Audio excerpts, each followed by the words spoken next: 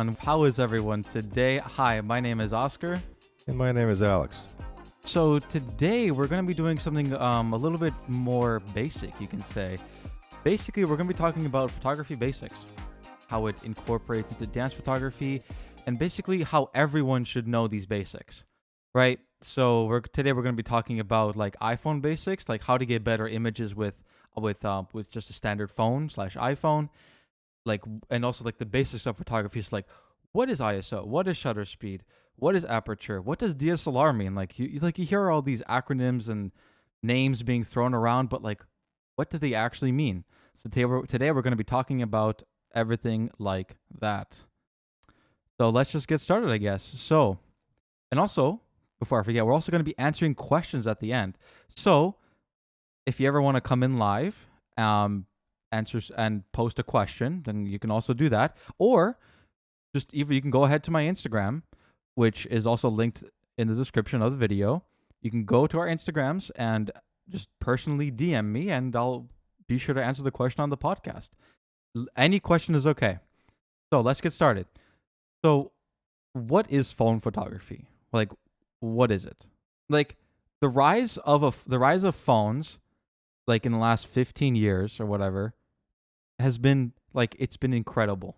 Like, especially like originally when the phone came out, it wasn't that good when it comes to the camera, but then it started getting better and better. Like I would say within the last 5 years, it's been to the point where it's actually good enough to like use. Before it was kind of like super poop, but now it's actually it was like a potato. Right, you're right. It was like a potato. It was kind of it's about 5 years since the phones, got better cameras on them. Yeah, and especially like what I just said, 5 years. Within the last 5 years, they've become really good. Especially now in 2022, they've become so good that sometimes in some very good lighting situations, they can be compared to multi-$1,000 cameras, which is incredible. But what we're going to say right now is they will not be replacing multi-$1,000 cameras for professional uses anytime soon. Right. And we want to talk about why is that not happening, or why we think it's not happening. So there are lots of opinions, and some people may think that your phone is your camera, but for all of the reality, we're not quite there yet. And that quite there might take a little longer than we think, or some of optimists thinking. So anyway. Yes. So, but other than that, let's just get started. Basically, phone photography. How do you get better shots? Want to go into that? Let's just go into that right away.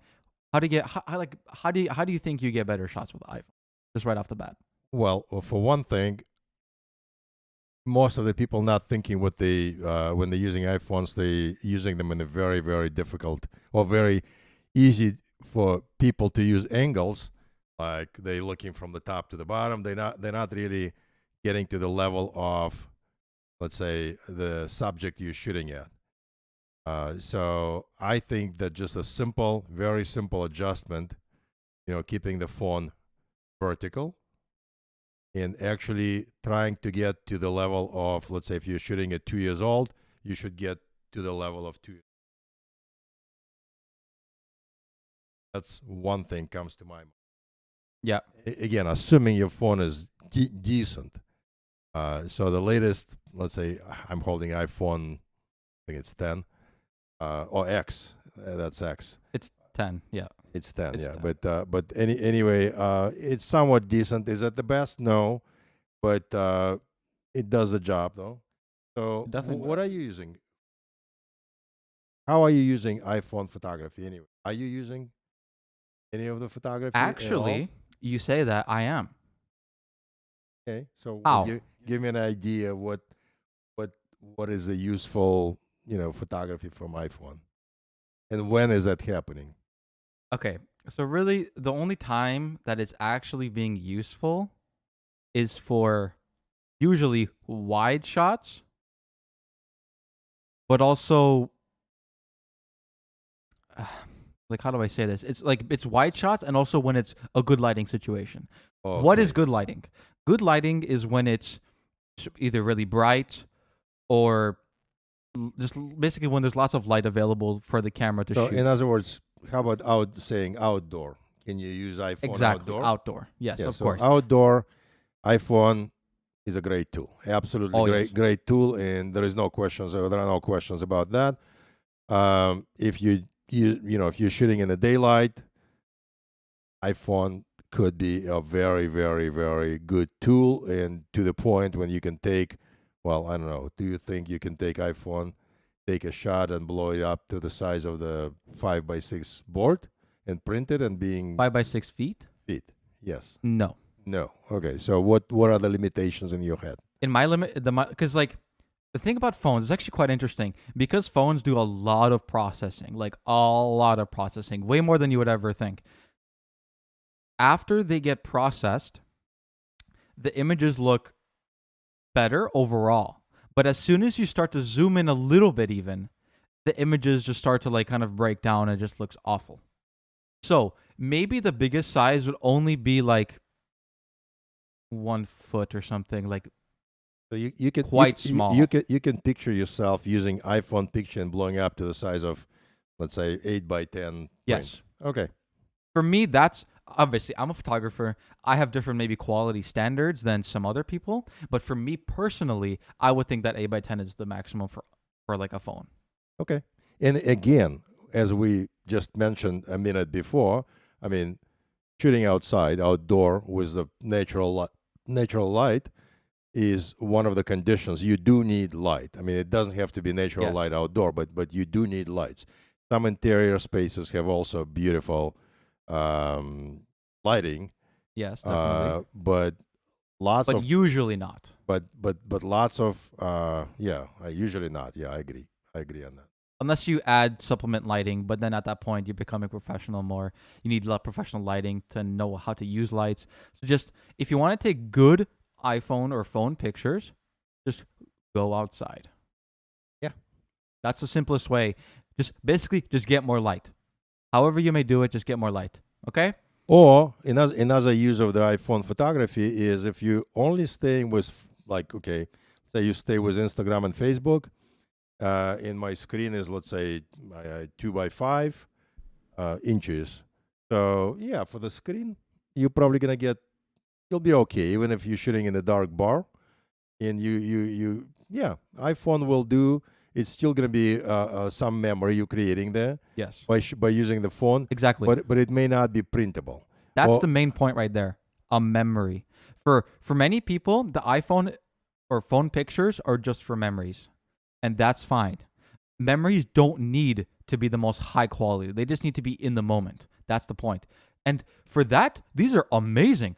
They're already in your pocket, super easy to grab. Just take it out, snap a pic, fantastic. And the quality is good enough for that. So, but we're just talking about professional settings here. For memories, amazing though.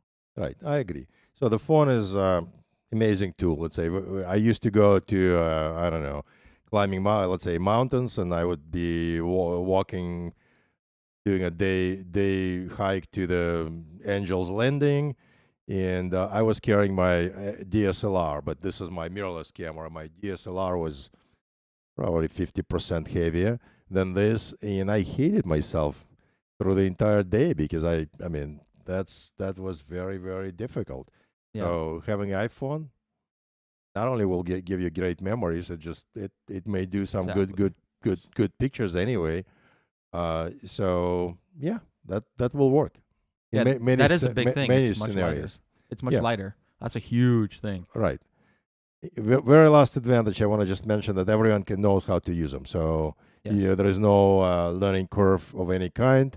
So you basically take your phone and there is one button for most of the time. Yes. I'd say you can zoom in and out, but basically it's a one button It's operation. similar to the auto feature on a DSLR. Right.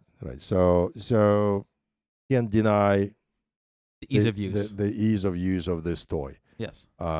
Toy, it's not really a toy. It's everything now. So I want to just ask you a question. So Sure. Go ahead. what, let's say we're using these cameras for action shot, for dance photography indoors. Mm-hmm. So can you take a picture of the dancer? fairly dark environment of a competition, of the competition, like an with action shot. action shot with iPhone. No. So what are you gonna get if you, let's say, you try? Okay, so I definitely have tried getting like action shots of people dancing on the competition. Let me just put it bluntly, it doesn't work. It just straight up won't work. There are other parts of a competition where you can use a phone, like for lineups or for like when you're outside of the competition ballroom and you want to go take a picture for like, or like Instagram where you kind of line up with your partner or whatever, and then you shoot the picture, like snap a picture of like, oh, look at this award that I got, for instance, something like that. Right. Phones can work for that, definitely.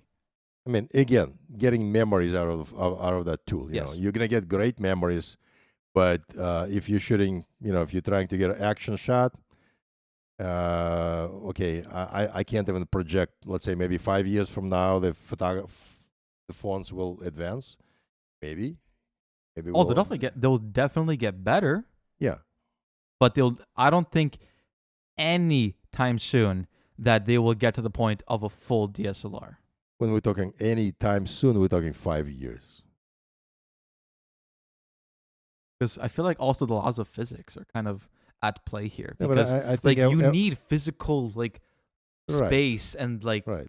to get the kind of good images. Like to get a good image, you need a physical big sensor. Okay.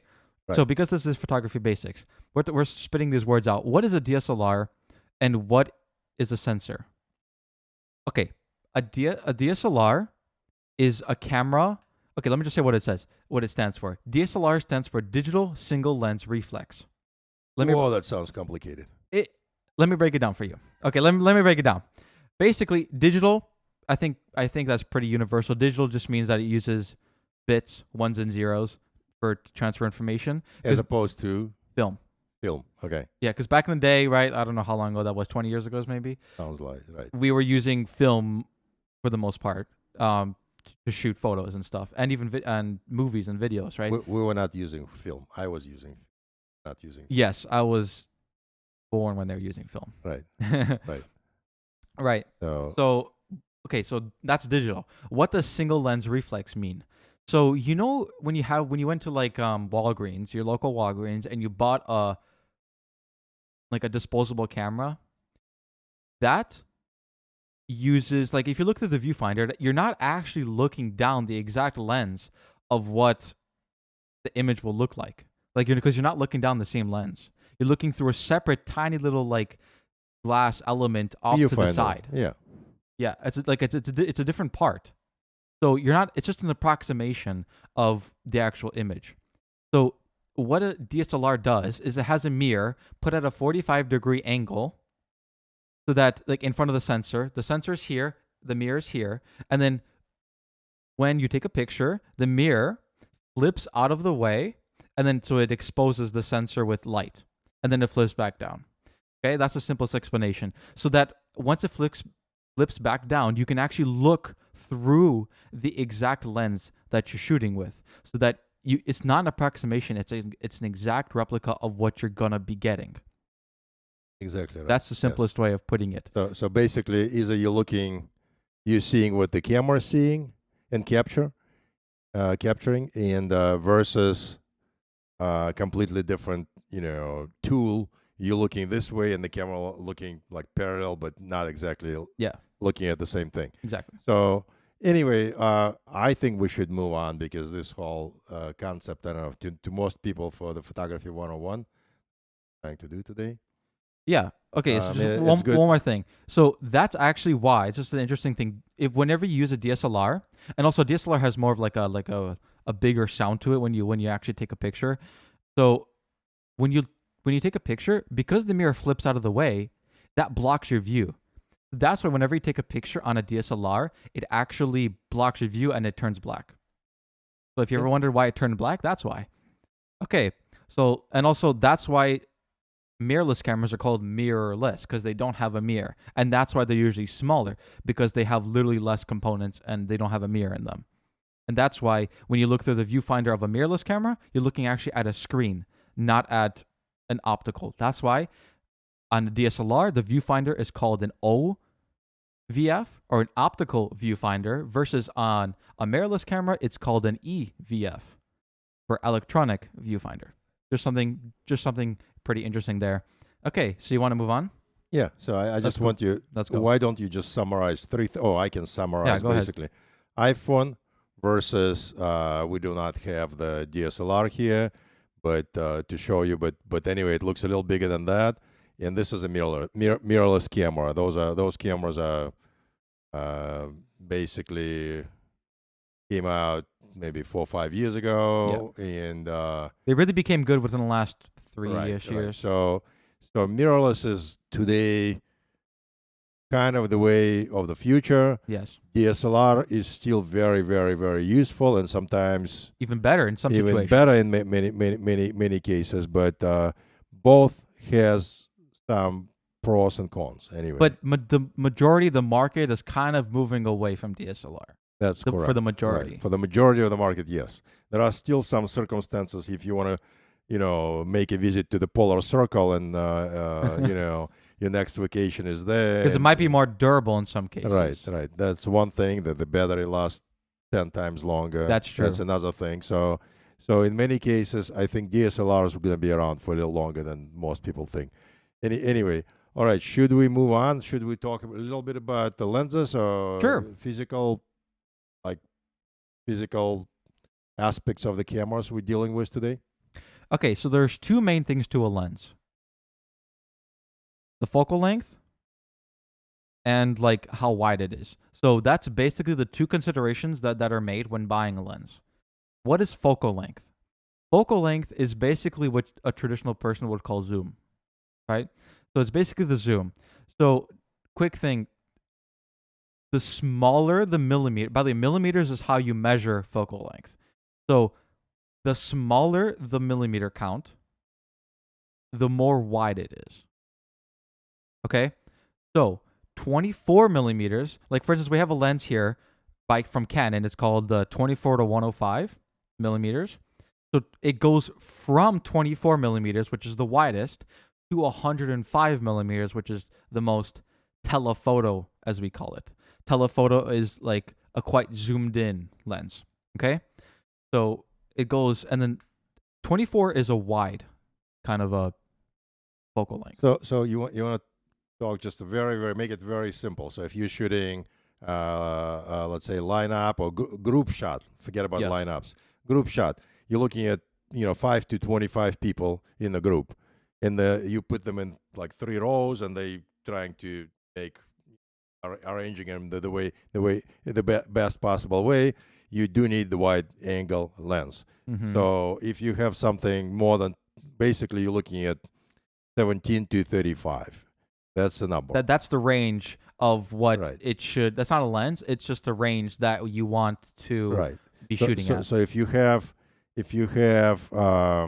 let's say, let's move to the standard focal lens. Let's say I'm holding here 50 millimeter lens. Yeah.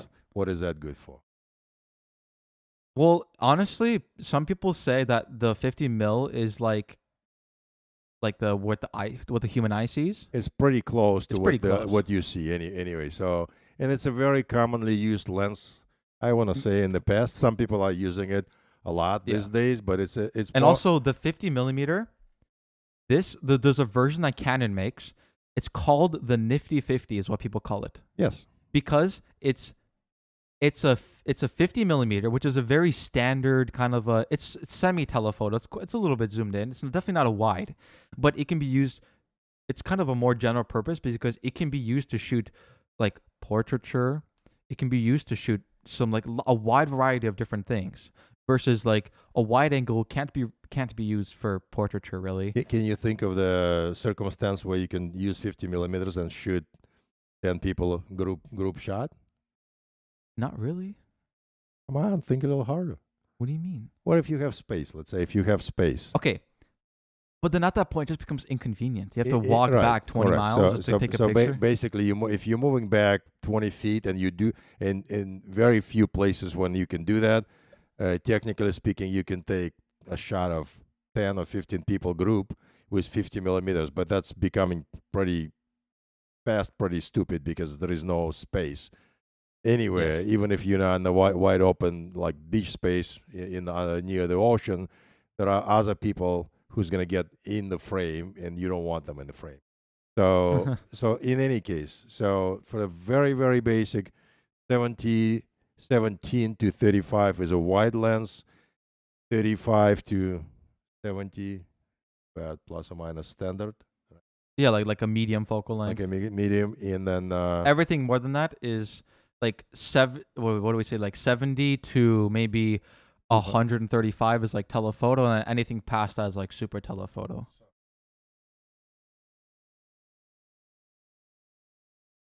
today live. Okay, this is a very expensive but very nice lens. It's usually from Canon. It's always white. It's called the 70 to 200 millimeter f2.8 is usually they make two versions, an f2.8 version and an f4 version. What does f mean? Wow, that's a good question. Can you go? What does that mean? Like if I'm just a person, what the heck does f mean? I don't know. I think it's gonna be the most confusing thing. Well, Talk at about least that try topic. to simplify. Let's see if you can do it. To me, this is basically how bright is the lens and how wide is the opening. And I'll go lame terms. Basically, the lens can go can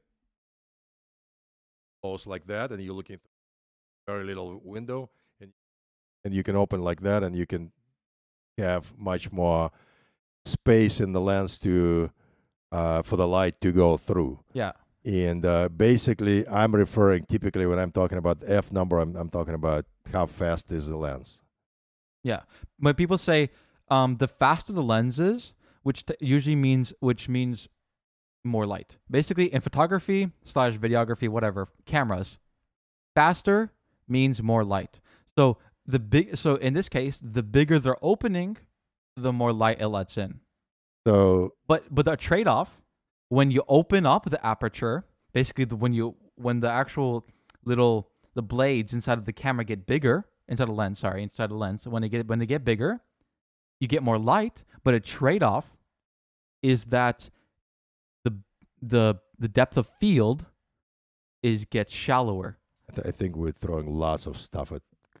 Yeah, now Basically, okay. Now we're moving to the depth of field. That's completely another. I was just gonna say, because it's not just positives. You did get a trade-off. Depth of field is basically just how much is in focus. Right. That's it. That's kind of a simple definition of what. How much is in focus. Right. So how much is in focus gets shallower. So if you want something here and something all the way over there to be in focus, you can't use a big aperture. So I'll kind of translate the numbers into the very very very practical thing. So this lens has it's a 4.0 lens. Yep. And the lens Oscar was showing you before is 2.8 and 2.8 and up. Anyway, this is basically so this is a much brighter. It's one step brighter lens, but again, one step. I don't want to go into the terms like talking about how many steps and we're doing it. It's a next show, next explanation. It's quite complicated, yeah. It's getting a little complicated. Basically, you're getting very like out of three lenses we have here. This is 50 millimeter. It's 1.8 50 millimeter. Mm-hmm. It's a very bright. Which is what Canon sells. By the way, that's the lens that I would recommend for anyone. Oh, I'm sorry. This is 1.4. Yes, but the Canon, the Nifty 50 that I was talking about earlier, that Canon sells, it's $125 approximately, Correct. Which is super cheap when it comes to lenses. Like it's the cheapest lens that I would recommend buying. Anything cheaper is dumb because the quality is going to be kind of right. bad. So you can buy. There are two versions of that lens. Do they have RF two versions, 1.4 and 1.8? I think they do. Anyway, this is not even RF lens. This is not native to mirrorless. They have an RF 50 1.8. They have a RF Nifty 50. They probably have 1.2, don't they? Yes. Okay. So when you're talking like lens, which is 1.2, basically, again in the lame terms, if I'm pointing it costs $2,300. Right. So it's a $2,500 lens. So if I'm pointing camera in Oscar's face or anyone's face, and I'm focusing, I will be focusing on his eye or his nose, and his ear is not going to be in focus because depth of field with 1.2 is it's just Very shallow. It's a very, very, very shallow. And again, shallow is a perfect word. I like that you brought it up. This is like shallow.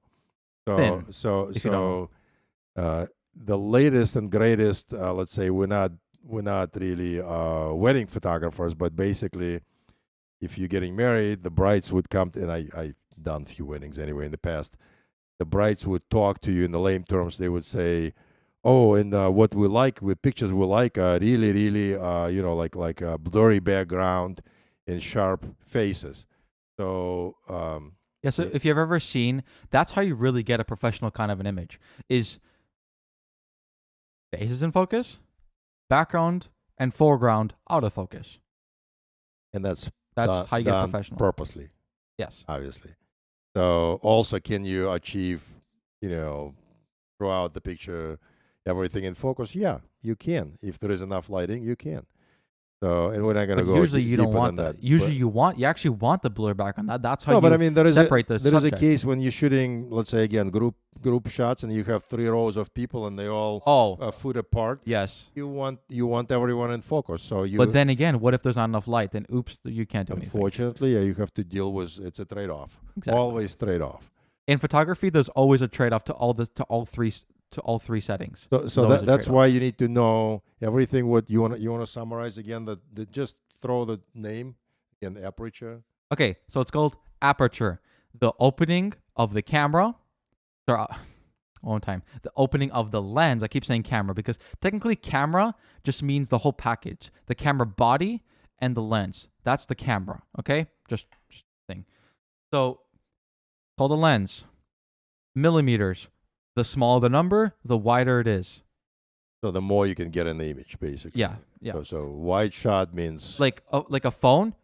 The main camera on a phone is usually quite wide because that's more useful to everyday situations that a phone will be used for. Like taking stuff up close or like taking pictures of big things. Like if you go to Leaning Tower of Pisa, which was amazing. I went there. It was fantastic. Like you want the whole thing to be in focus or not in focus, in frame even. So you want a wide angle lens. So that's basically it. Yeah. And also, okay, let me just finish summarizing. Aperture is the size of the opening in the lens. The wider it's open, the shallower the depth of field is, which means that less stuff is in focus. But the trade-off is but the good thing is that you get more light. Right. Which is the main purpose of it. And that's why, but also the wider the aperture of a lens goes, like the maximum widest aperture, like if you get a lens, if you look at the pricing of the lenses that go wider or faster, it's so expensive. Right. It's exponential. The numbers basically climbing to the $2,000 or $3,000 real fast. Ooh. This is really it sounds ridiculous, but that's what it is. So you can get a 50 millimeter, like Oscar said, $125. And if you want, 35 millimeters, it's probably going to be $500-$600. And if you're looking for 24, 20, well, also 28, depends what quality, right? What speed of the lens, what brand, because there are kind of third-party brands like Sigma and Tamron. They're just companies that you should be looking out for because Sigma has really good stuff. There are some really good third-party lenses that work natively on the cameras. Right, and some people not on RF because as of the time of filming, Canon has not released this mount to anyone else. So Sigma and Tamron cannot make an RF lens yet. Okay. It sucks because that would have been amazing. I feel like a lot of more people would switch to mirrorless cameras if the camera manufacturers opened the lens, the mount. But again, so far what they parties. can do is this. This is not native to RF. This is old lens. You have a little adapter. This is the adapter. It's probably about a quarter. Nah, probably less than that. maybe an inch. Yeah. So that adapter will allow you to use DSLR lenses, and they could be used Canon or Sigma. Or But it does add an extra step that you need. It Right. goes in between. It does make it bigger, obviously, but it works. Right. But There's no downside. right. Honestly, again, for the purpose of what we're doing, and we're doing dense sport photography, for most of the time, I have 50 millimeters from the old lenses. I have no plans of buying a new lens. Honestly, this doesn't make any sense. Yeah. I have the lens and I have adapter, and it's fine with me. But I do use those lenses occasionally, believe it or not, and it's absolutely, phenomenal results. Yeah. If you have zoom lenses are great, but then they're getting better and better. But the prime lenses are prime lenses. You almost cannot compare the two. Anyway, if someone tells you that you can go with just zoom and get the same result as a prime lens, that's Yeah, one benefit of prime lenses is that they're actually sharper in most cases. That's why some photographers that need the absolute best quality go for prime lenses. They don't zoom, but they get better image quality. Like there's a lot of technical stuff that we can go over in lenses. We're not going to go over that, like fringing, vignetting, all that stuff. But the main thing about primes, they're better quality, mainly sharper. That's why correct. people go for them. Okay, so a few more things about the basics of photography. Shutter speed.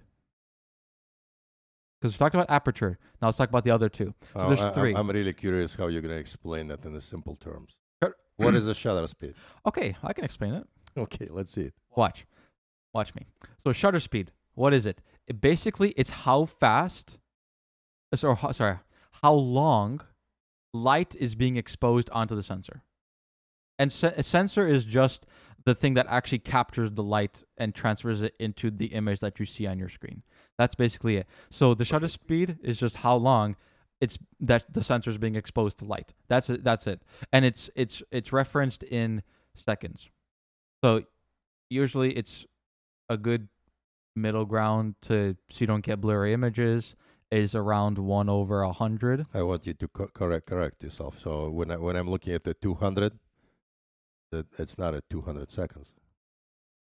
You're right. So it's 1/, right, a number, and it's getting a little bit confusing. But basically, because we call it, I'm shooting it. Let's say I'm telling, hey, he's saying, what are you shooting? What are you shooting at like 200 or 250 or 320?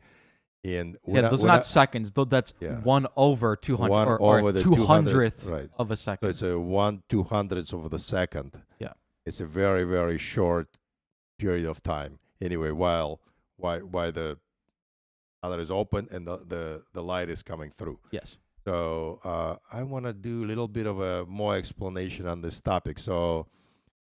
And also, by the way, before I forget, I will link a super great video in the description of this video. I will link a video by a channel called The Slow Mo Guys. They did an amazing video showing in slow motion, showing how the mirror flips up out of the way, and he does a great job of explaining all that stuff, like the basics. So you should definitely go watch that video. It's pretty short, like 10 minutes or something like that, but you should definitely go watch it. It's very informative. That's going to be below on the explanation. Or in the show notes if you're listening. That sounds great, actually. Yeah. Because the topic is it's nothing really confusing when you're doing this for professionally, but when you're trying to explain it to everyone, it's actually not an easy thing to do photography 101, because there is lots of technicalities. There are lots of gears, for one thing, lots of technicalities, and there are lots of it's very, very hard to move yourself back to the basics. Anyway, yeah, even it sounds like it should be an easy thing, but it's not. I don't think it is. Yeah, you're right. You're right. But but you have to you got to spread the word about photography. You got to get people interested in it. That's we keep talking about this every single time, but that's why we're here. We're really trying to spread the word about dance photography and photography in general, trying to teach you guys anything anything and everything. That's why if you ever have any questions, come join us live and or DM me on Instagram or comment on a YouTube video. I'll see it. Don't worry. I'll see it. Okay? And then I'll try to answer your question either there, if it's simple enough, or if I really want to talk about it, then I'll bring it to the podcast, which I would always love to do. All right. So on the technical side, what else we need? Are we missing anything? ISO, which is my opinion. Wow. Okay. Which is in my opinion kind of the easiest one because it's very simple. Okay, basically ISO. I don't think it stands for anything. Could be mistaken, but it does. But I don't want to even confuse people with what. It doesn't matter. I don't even know what it is. So which means it doesn't matter. I mean, it starts with international something standard. So whatever. It doesn't matter. Basically, what it is, it's the sensitive. It's like it increases the sensitivity or the digital boosting of the image sensor. So the trade-off, or like what it does, is it boosts the gain or the sensitivity of the sensor, which means you get more light. Well, you don't technically gain more light. It's just it appears like you gain more light. Okay, but for all intents and purposes, your image gets brighter. Okay, and the image getting brighter is called exposure. Okay, so the exposure, like your exposure goes up or down. Okay, that's the brightness of the image is exposure. Okay, and then after that, what's the trade-off? Oh, talk a little bit more about what the ISO is and how we're using it in a very, very practical sense for people who've never, come to the camera and change the ISO. Why would you change ISO? In a very, very simple way. What do you do? ISO is usually the last thing that you change, in my opinion, because first, like it depends what you're shooting. Let's just say I'm going to talk about what we shoot. So we shoot sports. I'm just going to talk about sports in general because it's all quite similar. So sports, usually they move quite quickly. People or things move quickly. So you have to have a shutter speed really quick, which means the number under the 1 goes up. So what is the number range? And I want to give people who's listening a very, very specific idea. What are the numbers? Okay. I agree with what you're saying, and I agree. Let's do it. For us, for dance photography, we hover around the range 1/200 to 1/400 thereabouts. Okay? Sounds right. And then, but for something like F1 cars or a racing, you're going to have to go much faster because cars move faster than humans. So to get no motion blur, which is a trade-off of shutter speed, motion blur happens if your shutter speed is not fast enough.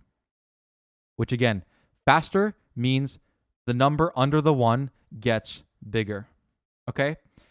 So, and if you're not, but for humans they're quite slow, so we usually hover on the range 1/200 to 1/400. Okay? Let me reiterate it. I'm still thinking this is a complicated. I mean, it's simple, and you are making it simple. But let's say I just want to make it absolutely simple to anyone. So this thing is not moving. This is a lens, and I'm shooting that lens, and it's a still object. Any still object. He's taking a picture of this lens right now. Right. So assuming. Oh my. Let's say I'm clicking. Your lens capacity. That's a mistake everyone will make many times in their lives. So don't forget to take this off, or else you're going to be wondering, why do I have a black image? So, and I'm clicking. And I just took the image of that standing still object. So if I would be setting up manually the numbers, I don't have to have more than, let's say, I can hold the camera, I don't know, 150, 50? Sure, 1/50th of a second. Yeah, and I can probably do better than that, but let's say just to be safe, 50. Which if someone moving, like you said, let's say dancing, slow dancers, if you're shooting at 200, it's fine. That's why for portraiture or anything that's still like food, landscape, actually, or astrophotography, you'd actually want it to go for multiple seconds. Doing that gives you so much light. But again, if you move the camera just a little bit over those course of a few seconds, you can get motion blur. Right. That's why you have to that's why astrophotographers keep it on a tripod, a very sturdy one, to make sure it doesn't move at all. It also I'm seeing lots of dance photographers or sport photographers using tripods or monopods as well. Tripods don't make much sense That's for me. different reasoning for that. Yeah. But anyway, neither one of us is using a tripod. But Monopods can be nice, especially for big lenses. I can see why people do that, and it's all depends on. Well, I mean it's basically, I don't know. I don't want to offend anyone, but basically, if you're strong enough to hold the camera for 15-hour days and doing it 3 days in a row, and you're not getting a carpal tunnel, well, then you're good. Yeah, then you're good. That's what I was gonna say. Mirrorless cameras are much smaller and lighter than right. DSLRs. That's why they're also that's another benefit of mirrorless cameras, that you can hold them longer during the day. Just want to throw that out there. Right, and it's actually a considerable difference. So Yes. each lens in the similar, let's say 24-105, it's the same lens on EOS versus mirrorless. Yeah, you're saving. It sounds like nothing, half a pound or maybe even third of a pound. Yeah. But third of a pound on the lens and half of a pound on the body, the 3/4 of a pound or a pound.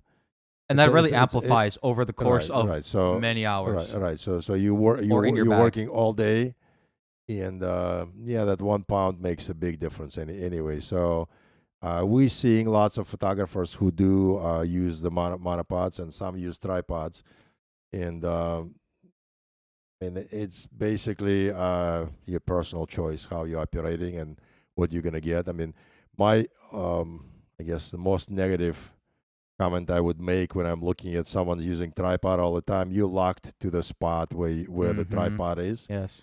And it's not necessarily always a negative thing, but it's limiting your flex. I mean, you're not flexible in your 100%. 100%. Yeah. You're far from that. So, but in many cases, that's what you have to do, and I don't blame people who do that. It's they're getting good results anyway. Yeah. So let's go back to ISO. What's the trade-off of ISO? Basically, for me, it's kind of like the biggest trade-off. It's like it's such a huge thing. You get more grain in the image. What is grain? It's like these little very, very small particulates on the image that you can see. And they kind of, and in video you can see them moving around a little bit. They kind of like zzz a little bit, but basically on an image it's like grain. It's like kind of like there's kind of grit to the image a little bit. It's kind of weird. It's hard to explain, but I'm not sure if there is a better word to say. Noise. Yeah, I don't grain, know if noise. I'm grain referring or to noise. the same thing. Basically, noise in an image, and basically, each image consists from multiple dots, and I don't know Pixels. called pixels. I don't know if we want to go that far, but pixels, yes. And the good quality when you're talking to the professionals who are in printing, the golden standard there is 300 dots per inch or DPI. And for photographers, 300 is not even that much. I mean, sometimes you're making prints and you can see the dots. Anyway, depends. Especially if you blow it up like huge. Right. So you can take 300 DPI image, and maybe on the cover of a magazine it looks good. But if you blow it up to the scale of 6-foot poster, it may not look as good. You're gonna see the grain. And okay, so that's that. Yeah. So we talked about. You want to just summarize again what we talked about? Sure. Basically, ISO. One more time. What is ISO? It's digitally boosting. Digitally, not actually. Like shutter speed and aperture physically make the image brighter, like with physics, like in the real world. Let me just explain it. Okay, here this thing is made from a material. The material is not changing, so it's all the same. You're looking at this stuff. So what you're changing is it's a function of the camera. You're changing something. How you look physically gets more light. Yeah. So the subject of what you're looking at is not changing. So the sensitivity of the sensor is changing. And it's a very, very, like in the very, very old days, and I'm not sure if that's, again, the good example, because most people grow up with digital, but we had film, and film was 200, 100, 200, 400, 800, 1600. So the thing about film is that you couldn't change it on the fly. Here with these, you can change the ISO like just like a flick of a switch. But there, back then, with film, the whole reel was the same sensitivity. Right. So the limitations back in those days, you may, to get the same result, you may have, instead of one photographer, you may need 3 photographers, or one photographer would carry 2 or 3 cameras, which is much less common these days.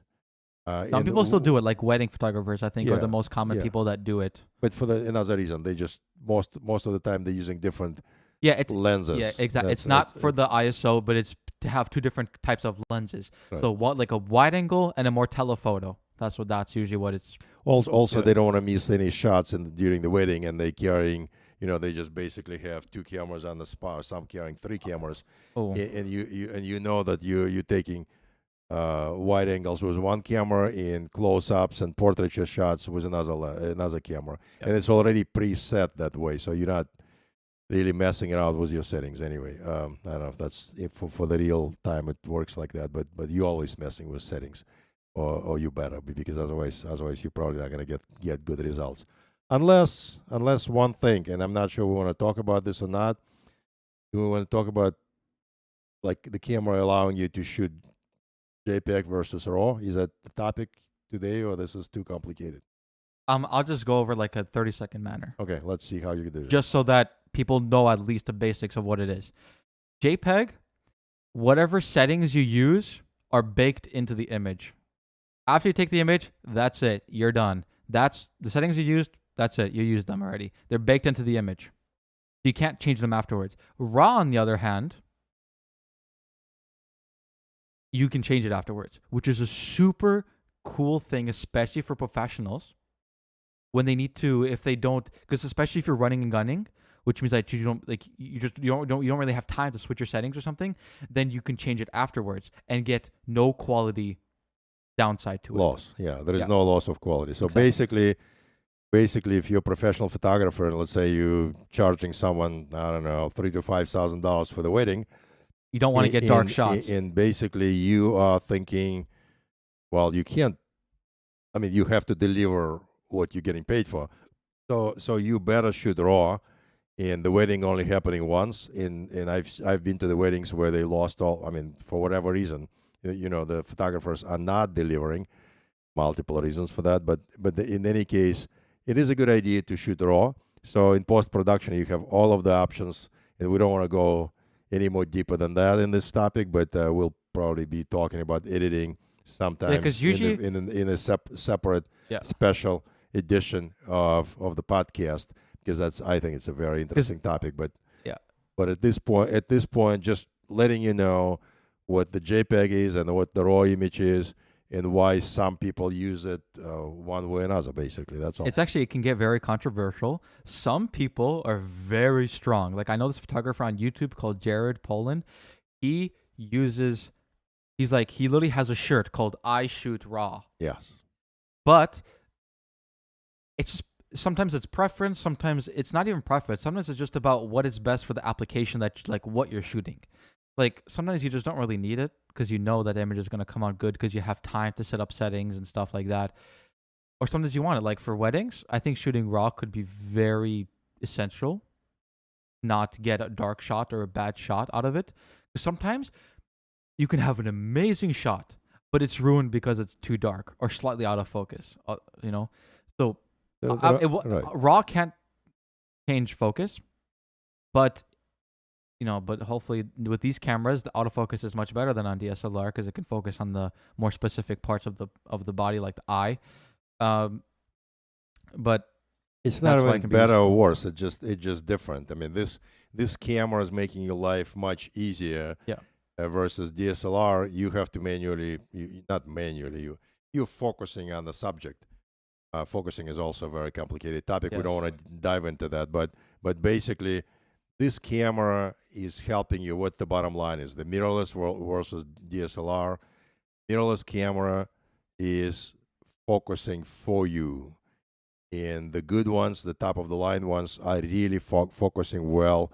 They're tracking your eye, basically, and that's the best you can do. These actually track them really well. This camera right here is called the Canon R5. It's about, how much does this cost? $4,000. 4,000. I Almost guess. almost No, $4,000. it's a 4,000. Yeah. Yeah. So I have the R6, which is the one right below this camera. They have the same exact autofocus, and it's really good. It's really quite good. So why we're talking about autofocusing and all that stuff? You know, in the practical terms, again, just to talk about the very, very simple. So if you're shooting DSLR, or let's say, well, if I'm shooting DSLR and I'm shooting the event, and I'm focusing, well, let's call it manual focus. I can shoot only very few images. I'm very slow. And if I'm shooting the... and also, you might not even be quite accurate, because you have to be like kind of fine-tuning, and Right. humans are garbage at that. Right. So for the most part, people have no patience for that anymore. So you're shooting out. It's autofocusing most of the time, and you keep shooting, and the bottom line, you're getting out of 1,000 images, you're getting 500 images going to the garbage, and For dance photography, we're talking for about. for At sport least. photography, and pretty much for for At least in our for action experience. photography. We don't want to talk for everyone's experience, Right. because some people some people will argue Skill this set? topic basically. skill set, camera maybe, and also like what you're shooting can all those And factors. also can another thing, depend. some of us are pickier than others, and let's say I don't want to show you Preference. I don't want to show you 80% of my imagery because it's not top notch. So I only want to show you 20% of the imagery. So this camera will allow you to save and actually have 80% of the images are useful. Okay, versus, so I'm thinking that the number of useful images with mirrorless cameras is phenomenal. But also, I believe that we're losing a little bit of a punch in some images. So if you, in ideal circumstance, I'm shooting everyone, and Oscar is shooting something some specialty portraiture, it would be good if I'm shooting mirrorless and he's shooting prime lens, and doesn't matter, he's a mirrorless. Yeah. So. Okay. So basically, just to summarize what he just said, mirrorless cameras are generally more consistent. Generally, they give you much more consistent imagery, but DSLRs, at least in our experience, give more of like super great images that just at least in our experience. Again, I don't know about other people, but at least in our experience, mirrorless are more consistent, but DSLRs give us that super great image, but we're less consistent. That's basically what he's trying to say. Essentially, just to summarize it, if you guys didn't get it. All right, so basically wow, what it I was. actually believe it or not, like I'm listening to ourselves what we're talking about, and the topic is, I mean, I thought we're talking like 101 photography. Yeah, it kind of changed a little bit, but we're actually talking about lots of, well, kind of complicated stuff. But I mean, at some point you have to throw those terms, names, specs, and everything else. So Yeah. this is all. You know, it may not be, and I'm not sure if we perfectly kind of logical everything what we're explaining, but I think we touched some bases Yes. there, and we talked about the main parameters of how you're setting the camera. And you know what, it just came to my mind. Remember, I told you the story. I mean, why we started when doing this. I'm kind of rewinding back anyway. So lots of times, let's say I'm a official photographer for the event or competition, and someone, just mom or some friend, shooting picture was actually very nice camera. And believe it or not, people spending $2,000, $3,000, $5,000. I mean, they buying these days really nice cameras, and lots of times the cameras have on-camera flash. And I'm looking at this, and what's happening is the person is shooting while framing and clicking, and and this flash comes up and flash Pops. all pops basically all the time. And when I'm looking at that person, and I'm looking at that for 5 minutes, or for like maybe I'm letting that person to do 10 shots, and after 10 shots I'm thinking, well, I'm finding good words to say, hey, do you need, can I, just Suggest some, like, help? give you some suggestion? And he goes, sure. And I say, listen, if you move from outer to the P on your dial, your flash is gonna stop popping. Oh yeah. By the way, the dial that he's referring to, it's on the top of the camera, Right. and it has lots of different like pictures/letters on it. So if I don't have it here. I know, but because I just want to get a reference. So there's lots of different ones. The most standard one that people usually use is called Auto, which basically the camera does everything for you. It sets you the aperture, ISO, all that stuff, and autofocus, everything. All you have to do is just point and shoot. That's it. So basically, what's coming to my mind, and again, I don't have offense people in any way, but basically, lots of people buying very expensive cameras, or they may be getting them as a present, or they just love technology and they buying things, and probably never looked at the manuals. They probably never moved that top dial from outer. So there are probably 7, 8, 10 different settings there. Yeah. And most people, believe it or not, when I'm talking to people on the floor, when I'm telling them how to do it, they very, very appreciative, because it takes only 1 second to switch from outer A to P, and the flash is it's still, everything is automatic. Everything does exactly the same thing as it was doing before, but it does stop popping. Another thing I was gonna, this is a good something in my mind. So you're a dancer, and I'm we are photographers, but let's say I'm a photographer and you're a dancer. Yes. And someone has a pop-up flash or flash on camera flash, and basically you cruising on the floor, you dancing on the floor, and all of a sudden you're coming to the corner where someone's sitting with the camera, and they click and they flashing you. How do you feel about that? How's that? How you as a dancer, yeah. Okay. Okay. Obviously, that would bother me, but really only if I'm actually looking at it, because otherwise I'm not focused on it. But if I was like looking at the camera, and they pop it right in my eyes, that's really annoying. And also, something else. Just annoying. Well, it's like it's irritating. It's like, Yeah, oh, okay, it's kind of like right. hurts your eyes. You know what I mean? It's like, it oh, is. it's like it can be quite annoying. Once, whatever. But if it keeps happening multiple times, then it. But another thing about the on-camera flash is that usually if I see people using it, that already tells me this person doesn't usually know a whole lot.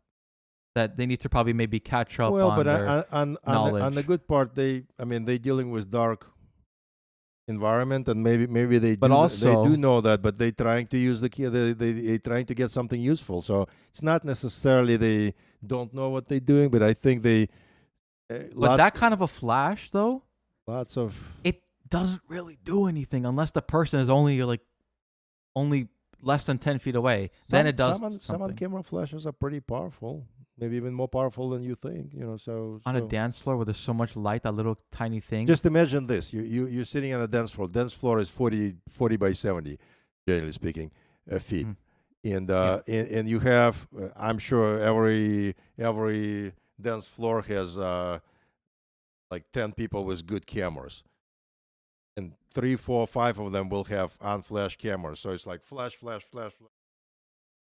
So not everyone flashes though. Like personally, I pretty much never use flash. there are circumstances where I've used flash, and that's the only way to do it. But that's mainly because you're the professional, like official. Like if you're just casually shooting, would you use flash? Exactly.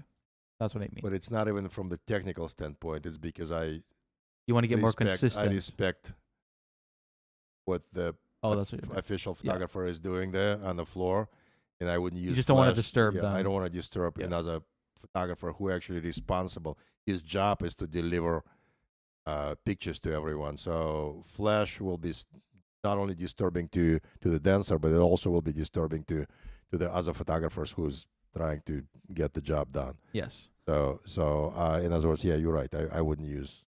It's a rare cases when you're using the flash. Okay. What else do we have? Okay, on the agenda? Before we end, I want to go over some questions that we had I got it from Instagram, because I actually posted on my story, and some people responded, and we're going to answer those questions. By the way, if you're not following us on Instagram, be sure to follow us on Instagram. You'll be able to see some shorts and some stuff like that from this podcast. Also, you're going to be able to see like stories you can answer you'll be able to ask questions and stuff, and that I'll answer. and just it's more like a community kind of thing. Okay, but apart from shilling our own Instagrams, let's move on. So the first question: do you edit the pictures you take or Photoshop the dance photos? This comes from Liran. You wanted me to answer that? Yes. Do you edit as an official photographer? Do you edit or Yes. Photoshop your pictures? Yes, it's actually a great question, and I honestly, for every hour I shoot in any circumstance on the dance floor, or if I shoot events or any other circumstances, I probably spend 4 or 5 hours. So it's a multiplier of 4. So if I spend 1 hour doing shooting, I spend 4 hours editing. Yeah. I'm using Lightroom. That's a standard, typical thing, and I love doing that. And when I do, I feel when I'm shooting with the camera in my hand, I'm more of a technical guy than anything, and a little bit of an artist and a little bit of a communicator because I'm, looking at people and they're looking at me. But when I'm editing, behind my computer, I'm actually absolutely 100% an artist. So I am an artist. So taking the picture is more just like getting the shot, but then behind the lens, get it? Yeah. Like when you go into the computer, like that's where the real artist can come out. You can completely transform an image in the editing process. Completely go from something you can actually take garbage and make it good.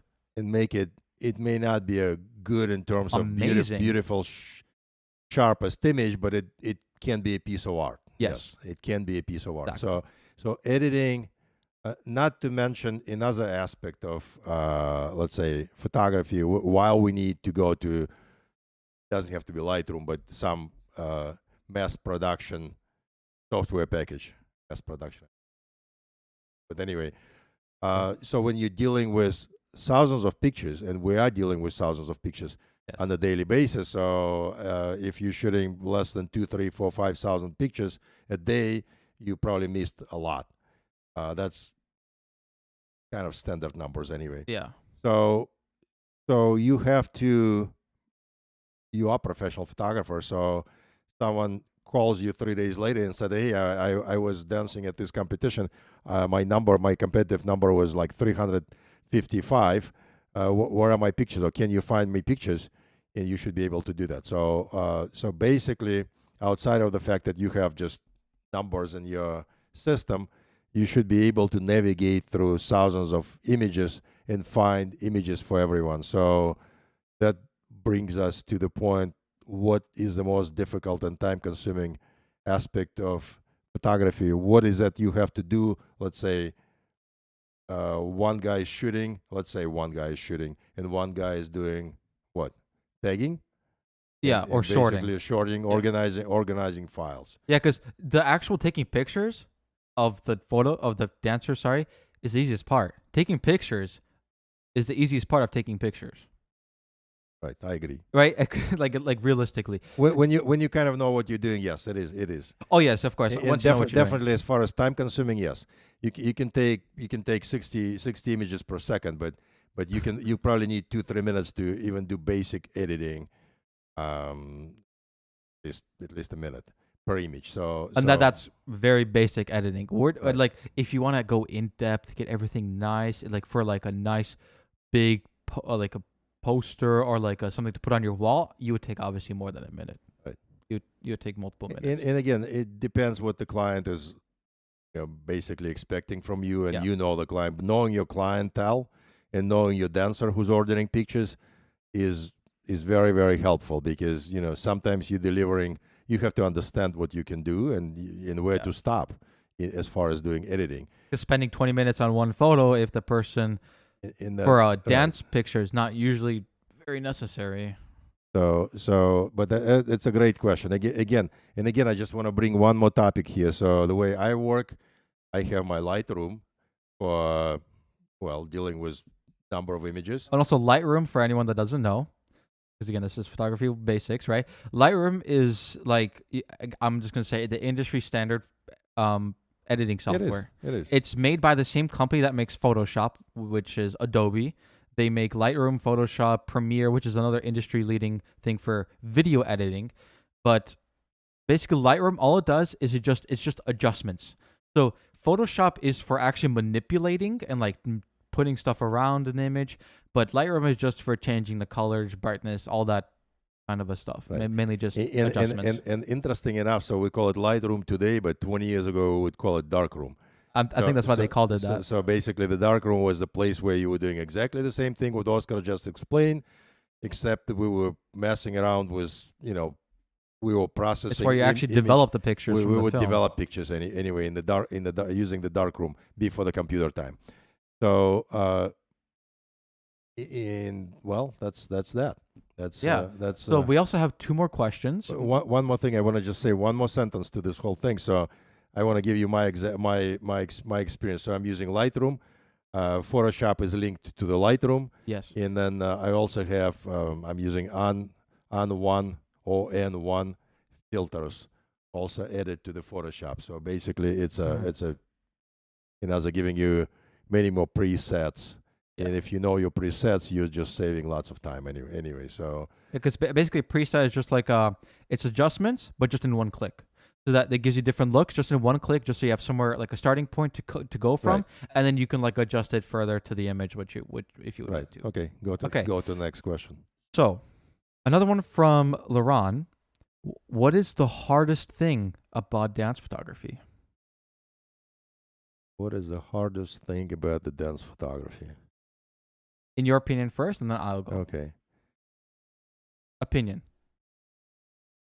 I think that the most difficult thing that the expectations of anyone who's dancing on the floor, and again, I'm talking not about everyone. I'm not talking about Oscar, who's happened to be a dancer and a photographer, but the average dancer thinking that all you're doing is just clicking on the camera in hundreds, and it magically pops up on the iPads an hour later or 2 hours later, and beautiful images of you coming up on screen, and all you need to do is upload images, and it takes, you're doing it wirelessly, you're using, I don't know, technology, and basically it's like instant photography, sort of like iPhone, and it's not. That's the most difficult concept. That's why we're doing this podcast. We want everyone to understand what is really involved in the what is a photographer doing really behind the lens, and why is it not? Why is the some photographers charging $5,000 for the wedding? And that's why. It's not just, again, like I said in the last podcast, it's not point and shoot and that's it. You have to know the settings. You have to buy the camera, which is also very expensive. You also have to then go and edit the pictures with an expensive, like, not even talk about cost. Just it takes a lot of time also, and a lot of experience and expertise in order to actually edit the images. And then you have to send it to the client, and the client's like, "Oh, I don't like this." It's like, and usually you're dealing with the client, like, and again, I'm not okay. You're talking about dance photography. It's not uncommon when someone months later after the competition comes to you and saying, "Hey, I'm looking for such and such images. Can I do this or can I do that?" Or some dancers coming to you and they saying, "Hey, we love this image, and my dress designer wants to put the wall in the studio using this image, and what are the characteristics of the image, and is that useful for making, let's say, 10 by 20 wall art?" And sometimes it is, and sometimes it is not. Anyway, was that the answer, or you think something else? Yeah, I mean, for a more basic answer, that was a pretty good. I was like, that was a good answer. I like that, but because it's definitely 100% true. But a more basic answer, like when it comes to like physical stuff to do, the hardest thing, again, like we said, the actual taking pictures is the easiest part of taking pictures. Quote that, whatever. It is. But like the hardest thing, like for physical like work, would be sorting the images. It's a tedious work. This is very, very time consuming and tedious work, and someone has to do it. And you I don't know, some people telling me that they're using some basically outsourcing this to, I don't know, the most common would be for me to hear like Bangladesh. Never heard that actually. lots of outsourcing is done to Bangladesh. Um, Interesting. whereas all U.S. scanning is happening. If you have to scan, hundreds of pages, it's happening in Bangladesh. I have a friend who deals with all that stuff. But anyway, there are some photographers who would allow for that and who would love that, and some photographers who taking pride of what they do, and they do edit their pictures, and it's more of a I don't know. I mean, we work together, but I'm thinking of myself as a solo. I'm a solo photographer, so if I give editing to someone else and it's not me, I will not know what I'm shooting and what I'm doing. I'd like to see my images. I'm an artist. I would rather sacrifice on the quantity of images or quantity of competitions. But for some, it's not an option. You have to basically shoot a lot and make living. Yes. So it's not the topic for today. But anyway, help understanding the answer to what we're doing. Okay, one last thing. What is your favorite part of photography? Kind of like the opposite of what we just answered. What is the favorite part for you? And this comes from Zlata, which is actually my dance partner. She asked this. What's your favorite part? What is my favorite part of photography? My favorite part of photography is the big surprise face on either that whatever the subject of your photography of the dancer, when dancer is looking at what they're getting sometimes, and they beyond surprised, and they very, very happy, beyond happy. It's just something, you can't, it's something like this. So you shot someone's pictures and you're shooting your next competition, then they calling you ahead of time, and they're saying, hey, listen, I'm not sure if I'm coming for this competition or not, but tell me, are you going to be shooting pictures at that competition? So they really, which is a very nice thing to hear. Right. So this is really, it's not happening often, but it's happening, well, yes, often enough yet. Often enough. So people don't even know where the quality is coming from, but they recognizing the quality, and they see art. You don't need to be an artist to understand art, but when they're looking at your pictures, they know this is not your iPhone pictures. When they're looking at huge difference. Yeah, it's a huge difference. So this is not maybe photography. It's just the overall process where I think. No, it's definitely part of photography. Right. The process of the client being happy, right? Very important, because that's literally who's paying you and who you're delivering it to. So Correct. that's very important. Right. Yeah. So my favorite part is just the satisfaction, along with the satisfaction of the client, but the satisfaction of the photographer's side too. Like when you get a really good shot, it kind of like amps you up a little bit. Like you get like kind of some like dopamine running. Then it's like you're super happy. It's like, ooh, that was such a good shot. And also, favorite part, actually shooting. When you're there on location, taking pictures, there's nothing like it. Just taking pictures, being in the moment, and just taking the pictures. There's just nothing like that. Right. And also in that sense, it's actually probably would be, it's another very, very amazing thing. And again, people would be arguing, and photographers will be arguing on that topic. There is no one opinion on that, but I believe that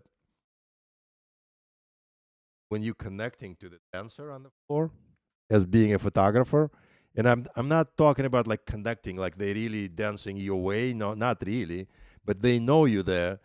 And I think they kind of like either look at you or kind of point or just kind of give you something to work off of. I think it's kind of amplifying the dance, because they know media is there. They know the people are looking. That's why the good dancers are so fun to shoot, because they give you lots of emotions and expressions and good positions, and they give you good lines and like super nice whatever. They even look at you sometimes. Anyway, if you get them while they're looking at you, that's right. Great. That's basically fun. And sometimes I thought, basically, if I rewind back 5 years ago, like when I started shooting dance for dance, I thought people didn't know who I am. That's for sure. And like everyone who starts out, and what they were looking at, they were just looking at the guy with the big lens. Yeah, and I think that was just bringing their attention. And then sometimes, and you tell me if I'm wrong, but they were very, very ending would be like toward you. All of a sudden, they are dancing your way. Yes. and so they want to get the shot. If anyone they pick in the in the crowd, that could be a photographer. It doesn't have to be a photographer. They may pick someone else, but sometimes it is a photographer. In that, like if they see you there and and you're in the right spot, they could look at you, and that's really fun. Right. Okay, yeah, that's great. I mean, photography, there's lots of opinions. Again, it's an art. There's lots of different stuff that you can, lots of different opinions, right? Like the saying that a word, like not a word, sorry, a photo is worth 1,000 words. Yes. Right. So, or even more in some cases. Right. It's an art. There's lots of different opinions. So there's some people would like a different aspect of photography more than what we were talking about, and that's okay. Right. But we're just talking about from our opinion and what we like.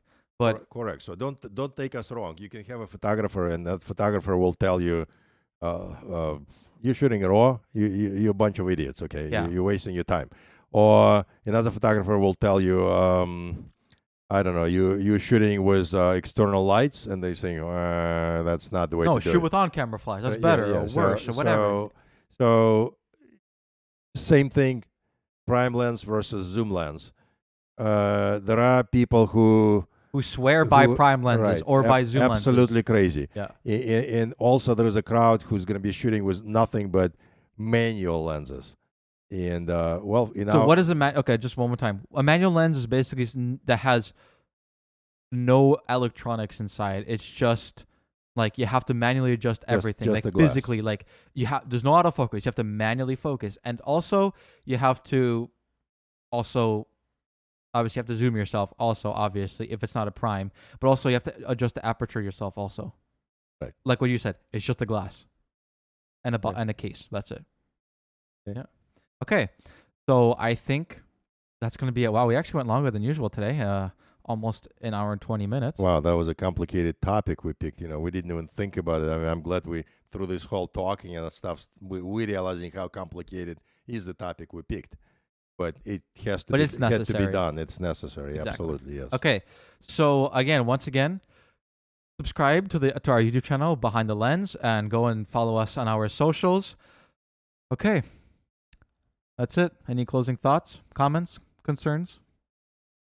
I'm just expecting more questions from everyone as we go along. And basically, I think this is coming. The more we're doing this, the more people will be, will get, followers, and people will get involved, and if you spread the word, that's only going to help us do exactly what we want. We would really appreciate that. And we're going to continue doing what we're doing, probably with intervals like 2 weeks? Is that what we're trying to do? Yeah, the average kind of a distance, because obviously I go on competitions. That's why there was no episode for the past 3 weeks. I was on competitions. So, the schedule could be off, but my goal is 2 times every month. That's the goal. So we'll try to do that, and I guess we're not announcing the topic today, right? No, I wouldn't even know what's going to be next time. Yeah, so we're gonna think. We're gonna look at the responses, and we'll see what is the best logical continuation next topic. So we'll do that. Okay. Apart from that, thank you very much, guys, and we will see you next time. Oh, by the way, happy Mother's Day. Yeah, that's tomorrow, right? Right, that's okay. Why we're not doing it on Sunday, right? Yeah, are you celebrating? Usually it's Sunday, but we have lots of stuff tomorrow. All right. Okay. Okay. Bye, guys. Bye.